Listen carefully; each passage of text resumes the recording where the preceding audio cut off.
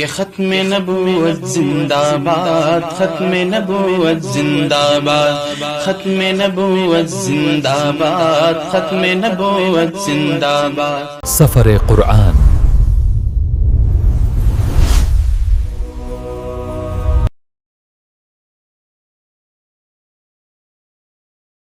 ترحاب premium quality کے خوبصورت عربی لباس، عربی ٹوب اور جھبے مدارس اور مکاتب میں طلبہ کو انعام دینے کے لیے بالکل واجبی ہدیے پر۔ تفصیلات کے لیے ابھی کال کریں۔ السلام علیکم ورحمۃ اللہ وبرکاتہ۔ ناظرین، آپ تمام کا استقبال ہے ہمارے آج کے 20ویں ایپیسوڈ میں۔ آپ تمام جانتے ہیں کہ ہمارا یہ سفر قرآن جو ایک مہینے کا روحانی سفر ہے، اس کو اسپانسر کیا ہے الغفور انٹرنیشنل ٹورز اینڈ ٹریولز نے۔ آپ تمام احباب اگر کوئی اپنے سفر کو یادگار بنانا چاہتا ہے، اپنے حج اور عمرے کے سفر کو یادگار بنانا چاہتا ہے، تو وہ ضرور الغفور ٹورز اینڈ ٹریول سے سفر کریں اور خدمت کا موقع دیں۔ اللہ تعالیٰ پارہ نمبر 20 میں ارشاد فرماتے ہیں، امن خلق السماوات والارض وانزل لکم من السماء ماء فانبتنا به حدائق ذات بہجہ، کہ اللہ تعالیٰ اپنے قدرت کاملہ کے دلائل بیان کر کے مشرکین کی تردید فرما رہے ہیں، کیونکہ مشرکین کہتے اور مانتے تھے کہ اس کائنات کو اللہ تعالیٰ نے پیدا کیا ہے، مگر انتظام کا کام اللہ تعالیٰ نے اپنے علاوہ دوسرے معبودوں کو سونپا ہوا ہے، لہٰذا ان معبودوں کی بھی عبادت کرنی چاہیے۔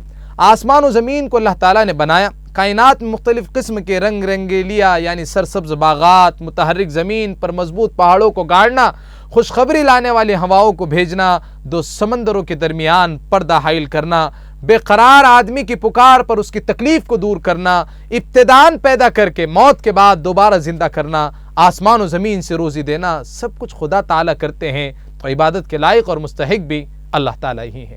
اللہ تعالیٰ قرآن کریم میں ارشاد فرماتے ہیں، اِنَّكَ لَا تُسْمِعُ الْمَوْتَى وَلَا تُسْمِعُ الصُّمَّ الدُّعَاءَ اِذَا وَلَّوْا مُدْبِرِينَ۔ رسول اکرم صلی اللہ علیہ وسلم کی مسلسل دعوت سے کفار نہ مانتے تو آپ غمزدہ ہوتے تھے۔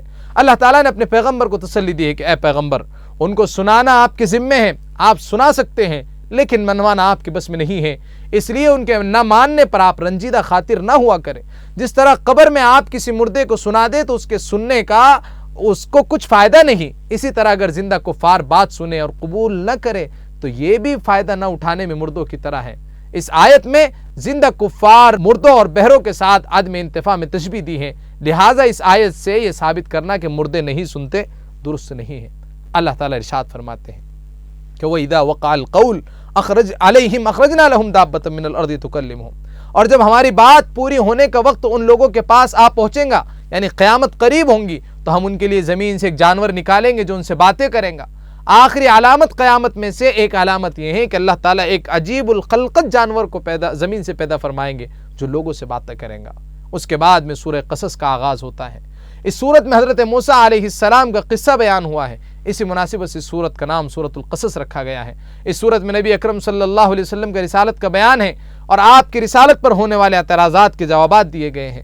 سورت کے آغاز سے لے کر آیت نمبر 43 تک حضرت موسیٰ علیہ السلام کا واقعہ بیان کیا گیا۔ اللہ تعالیٰ فرماتے ہیں، نَتْلُو عَلَيْكَ مِن نَبَإِ مُوسَىٰ وَفِرْعَوْنَ بِالْحَقِّ لِقَوْمٍ يُؤْمِنُونَ۔ یہاں حضرت موسیٰ علیہ السلام کے بالکل ابتدائی حالات واقعات بیان ہو رہے ہیں۔ فرعون کو کسی نجومی نے کہہ دیا تھا کہ بنی اسرائیل میں ایک بچہ پیدا ہوگا جو تمہاری سلطنت کے لیے خطرہ ہوگا، اسی لیے فرعون نے بچوں کے قتل کا حکم دیا گیا تھا۔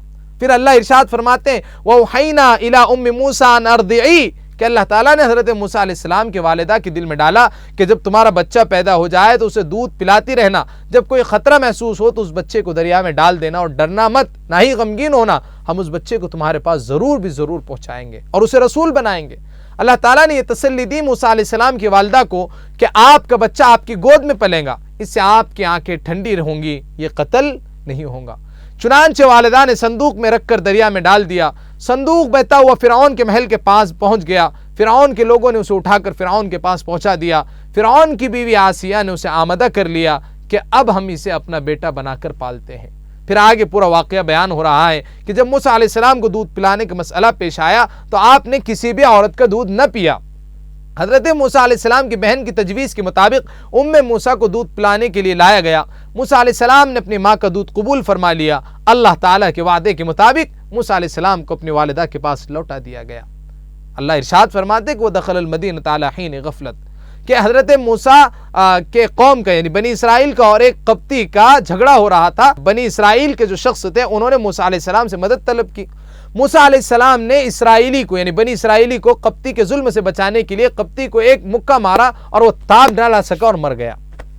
دوسرے دن وہ کسی اور سے لڑ رہا تھا، اس نے پھر موسیٰ علیہ السلام کو مدد کے لیے بلایا تو موسیٰ علیہ السلام نے کہا کہ مجھے تم ہی شریر لگتے ہو۔ پھر جب موسیٰ علیہ السلام نے ان کی مدد کے لیے انہیں پکڑنا چاہا تو الٹا اس نے کہا اے موسیٰ کیا تم مجھے قتل کرنا چاہتے ہو جیسے کل تم نے ایک آدمی کو قتل کر دیا تھا۔ وجاء رجل من اقصى المدینة یسعی، ایک شخص شہر کے دور دراز علاقے سے دوڑتا ہوا موسیٰ علیہ السلام کی خدمت میں آیا کہ اے موسیٰ، سردار لوگ آپ کے قتل کے متعلق مشورہ کر رہے ہیں، کہیں وہ آپ کو قتل نہ کر دے، میں آپ کے خیر خواہ ہوں، لہٰذا آپ یہاں سے کہیں دور چلے جائیں۔ قرآن کہتا ہے وَلَمَّا وَرَدَ مَدْيَنَ وَجَدَ عَلَيْهِ أُمَّةً مِّنَ النَّاسِ يَسْقُونَ کہ اس خیر خواہ کے کہنے پر آپ علیہ السلام مدین جو کہ حضرت شعیب علیہ السلام کی بستی تھی اس کی طرف چل پڑے اور فرمایا امید ہے کہ میرا پروردگار مجھے سیدھے راستے پر ڈال دے گا۔ جب وہ مدین کے کنویں کے پاس پہنچے تو دیکھا کہ لوگ اپنے اپنے جانوروں کو پانی پلا رہے ہیں اور دو عورتیں ہیں جنہوں نے اپنے جانوروں کو روکا ہوا ہے۔ موسیٰ علیہ السلام نے ان کی جانوروں کو پانی پلا دیا، انہوں نے جا کر اپنے گھر اپنے والد حضرت شعیب علیہ السلام کو پورا واقعہ سنایا۔ فجاءت احداہما تمشی علی استحیاء، حضرت شعیب علیہ السلام نے اپنی بیٹی کے کہنے پر موسیٰ علیہ السلام کو اپنے پاس بلوا لیا اور تسلی دی کہ آپ خوف نہ کریں کیونکہ آپ ظالم لوگوں سے بچ آئے ہیں۔ ایک بیٹی نے درخواست کی کہ ابا جان آپ انہیں اجرت پر رکھ لیں کیونکہ بہترین اجیر وہ ہیں جو طاقتور بھی ہوں اور امانت دار بھی ہوں، اور یہ دونوں صفات حضرت موسیٰ علیہ السلام میں دیکھ چکی تھی۔ اللہ تعالیٰ نے ارشاد فرمایا قال انی ارید ان انکحک احدی ابنتی ہاتین، حضرت شعیب علیہ السلام نے از خود پیشکش کی کہ میں ان دو لڑکیوں میں سے ایک سے آپ کا نکاح کر دوں گا، لیکن شرط یہ ہے کہ آپ 8 سال تک میرے پاس کام کریں اور اگر آپ 10 سال پورے کریں تو یہ آپ کا معاملہ ہے، ہماری طرف سے آپ کو مجبور نہ کیا جائے گا۔ موسیٰ علیہ السلام نے دونوں باتوں یعنی نکاح کو اور معاہدہ اجرت کو قبول کر لیا اور فرمایا کہ دونوں مدتوں میں سے جو بھی میں پوری کروں مجھ پر کوئی زبردستی نہیں۔ ہمارے معاشرے میں لڑکے والے لڑکی والوں سے جا کر رشتہ مانگتے ہیں اور اس چیز کو معاشرے میں لوگ عیب بھی نہیں سمجھتے، لیکن اگر کہیں کوئی لڑکی والا خود لڑکے والوں سے اپنی لڑکی دینے کی بات کرے تو لوگ معاشرے میں اسے عیب سمجھتے ہیں، حالانکہ شریعت کی روح سے دوسری صورت اختیار کرنے میں بھی کوئی عیب نہیں ہے، بلکہ اگر کبھی نیک اور دیندار لڑکا مل جائے تو لڑکی والوں کے لیے ایسے لڑکے کو اپنا داماد بنانے کے لیے پہل کرنا مستحسن ہے، جیسا کہ حضرت شعیب علیہ السلام نے اپنی بیٹی کے نکاح کے لیے موسیٰ علیہ السلام سے بات کی تھی۔ اللہ تعالیٰ ارشاد فرماتے ہیں فَلَمَّا قَضَى مُوسَى الْأَجَلَ وَسَارَ بِأَهْلِهِ آنَسَ مِن جَانِبِ الطُّورِ نَارًا، حضرت موسیٰ علیہ السلام مدین سے بیوی کو ہمراہ لے کر مصر واپس روانہ ہوئے۔ رات سرد اور اندھیری تھی اور موسیٰ علیہ السلام کی بیوی امید سے تھی، ان کو درد شروع ہوا۔ موسیٰ علیہ السلام کے پاس چکماق تھا کہ پتھر کو پتھر پر مارتے تو آگ نکلتی، لیکن کوشش کے باوجود اس سے آگ نہ نکلی۔ آپ نے دور سے دیکھا کہ ایک جگہ آگ ہے تو بیوی کو بتا کر آگ لینے کے لیے چلے گئے۔ جب وہاں پہنچے تو آگ نہیں تھی بلکہ تجلی الہی تھی جس سے درخت چمک رہا تھا۔ موسیٰ علیہ السلام کو حکم ہوا کہ اے موسیٰ میں تمہارا رب ہوں، آپ اپنے جوتے اتار دیں کیونکہ آپ اس وقت طوا کے مقدس وادی میں ہیں۔ پھر اسی مقام پر اللہ تعالیٰ نے آپ کو نبوت اور معجزات بھی عطا فرمائے، حکم دیا کہ فرعون کے پاس جائیں، تو آپ نے اپنے بھائی حضرت ہارون علیہ السلام کو اللہ تعالیٰ سے اپنا معاون بنایا۔ اللہ تعالیٰ ارشاد فرماتے ہیں وَمَا كُنْتَ بِجَانِبِ الْغَرْبِيِّ إِذْ قَضَيْنَا إِلَى مُوسَى الْأَمْرَ وَمَا كُنْتَ مِنَ الشَّاهِدِينَ، حضرت موسیٰ علیہ السلام کا تفصیلی واقعہ نبی کریم صلی اللہ علیہ وسلم بیان فرما رہے ہیں، اور جس مقام پر یہ واقعات کوہ طور کے مغربی جانب تورات کا دیا جانا، موسیٰ علیہ السلام کا عرصے دراز تک مدین میں رہنا، مدین سے واپسی پر نبوت کا ملنا پیش آئے ہیں، وہاں پر نبی کریم صلی اللہ علیہ وسلم موجود نہیں تھے، لیکن آپ پھر بھی من و عن تفصیل کے ساتھ بیان فرما رہے ہیں۔ یہ اس بات کی دلیل ہے کہ آپ کو وحی الہی کے ذریعے بتائے گئے ہیں، اور یہ اس بات کی بھی دلیل ہے کہ آپ صلی اللہ علیہ وسلم اللہ تعالیٰ کے نبی ہیں۔ اللہ تعالیٰ ارشاد فرماتے ہیں اولئک یؤتون اجرہم مرتین بما صبروا، اہل کتاب میں سے وہ لوگ جو پہلے اپنے نبیوں اور ان کی کتابوں پر ایمان لائے، پھر نبی اکرم صلی اللہ علیہ وسلم اور قرآن کریم پر ایمان لائے، ان اہل کتاب کے متعلق قرآن کریم کہتا ہے کہ انہیں 2 اجر ملیں گا، 2 اجر ملیں گے۔ پہلے اس لیے کہ دین موسوی اور دین عیسوی کو چھوڑ کر دین اسلام کو اختیار کیا، اور دوسرے اور پھر اپنے لوگوں کی تکلیف دہ باتیں سن کر صبر کیا، اس پر اللہ تعالیٰ انہیں 2 اجر عطا فرمائیں گے۔ اللہ تعالیٰ ارشاد فرماتے ہیں انک لا تہدی من احببت ولکن اللہ یہدی من یشاء وہو اعلم بالمہتدین، کہ نبی اکرم صلی اللہ علیہ وسلم کے چچا ابو طالب کا آخری وقت تھا، آپ صلی اللہ علیہ وسلم نے کافی کوشش کی کہ وہ کلمہ پڑھ کر ہدایت پا جائیں، حتیٰ کہ آپ صلی اللہ علیہ وسلم نے فرمایا اے میرے چچا میرے کان میں کلمہ پڑھ لو، قیامت کے دن آپ کے ایمان کی گواہی دوں گا، لیکن ہدایت ان کے مقدر میں نہیں تھی، اور ہدایت دینے کے اختیار بھی صرف اللہ تعالیٰ کو ہیں۔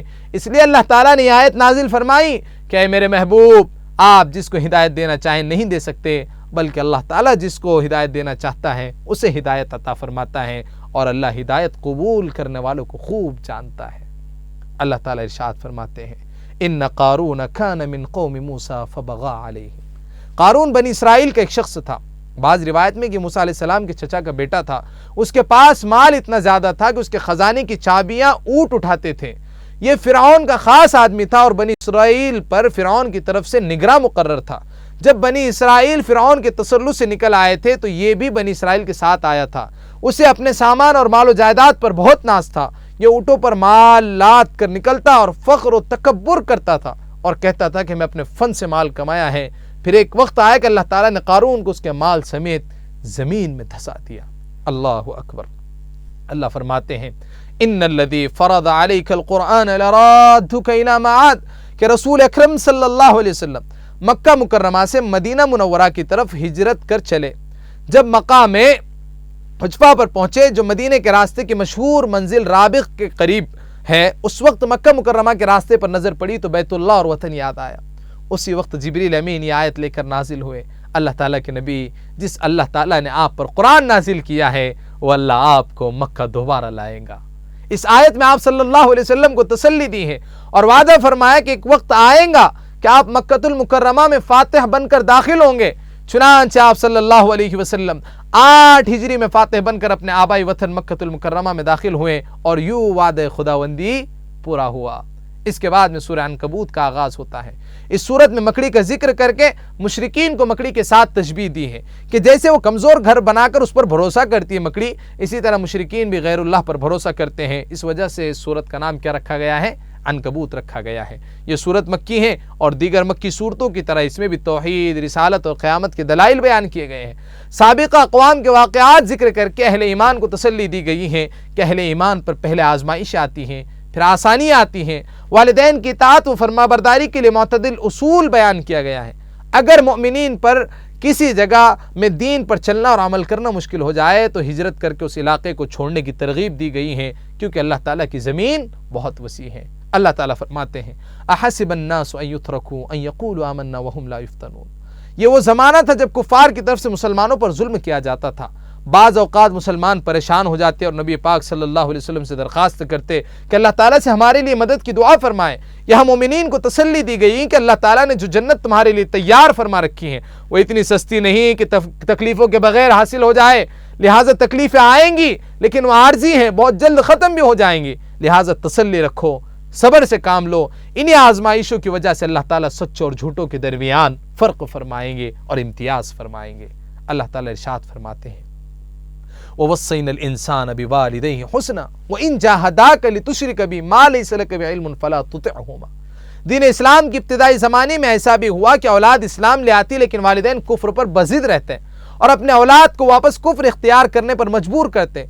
اس آیت میں اللہ تعالیٰ نے ایک معتدل اور برحق اصول عطا فرمایا کہ والدین کافر بھی ہوں تب بھی ان کی اطاعت اور فرمانبرداری اور ان سے حسن سلوک کرنا چاہیے، لیکن اگر وہ کفر کا حکم دے یا ایسا کوئی حکم دے جو شریعت کے خلاف ہو تو اس میں والدین کی اطاعت نہ کرنا واجب اور ضروری ہے۔ اللہ تعالیٰ ارشاد فرماتے ہیں وَقَالَ الَّذِينَ كَفَرُوا لِلَّذِينَ آمَنُوا اتَّبِعُوا سَبِيلَنَا وَلْنَحْمِلْ خَطَايَاكُمْ، کہ بعض کفار ایسے تھے جو اہل ایمان سے کہتے تھے کہ تم ایمان چھوڑ کر واپس کفر اختیار کر لو، اگر قیامت کے دن مواخذہ ہوا تو ہم تمہارا بوجھ اٹھا لیں گے۔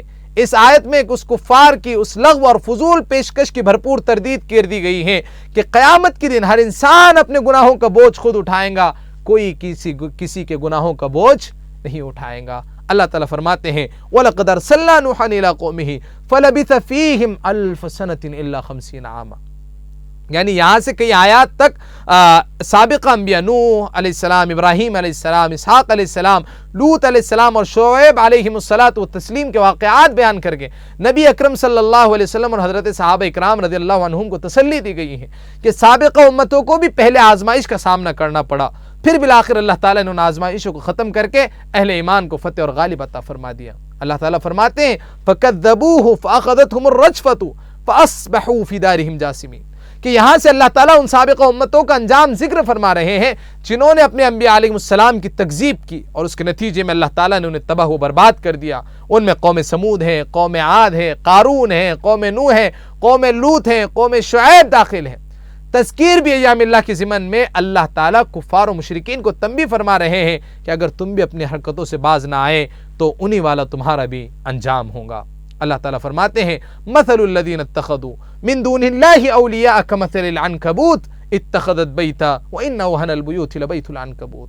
مشرک کی مثال دی کہ جس طرح مکڑی جالا تن کر اس پر بھروسہ کر لیتی ہیں، اسی طرح مشرک بھی حقیقی خداوند قدوس کو چھوڑ کر دیگر معبودان باطلہ کو اپنا رکھوالا بنا لیتے ہیں۔ جس طرح مکڑی کا جالا انتہائی کمزور ہوتا ہے، اسی طرح معبودان باطلہ بھی بے بس اور لاچار ہوتے ہیں اور کفار کو کسی قسم کا کوئی فائدہ نہیں پہنچا سکتے۔ دین اسلام برحق ہے، غالب تو بس دین اسلام آئے گا۔ قرآن کہتا ہے دین اسلام ہی غالب آنے والا ہے۔ اللہ تعالی ہم تمام کو دین اسلام پر موت نصیب فرمائے، مرتے وقت کلمہ نصیب فرمائے۔ واللہ الموفق وهو من وراء القصد وهو يهدي السبيل۔ والسلام علیکم ورحمۃ اللہ وبرکاتہ۔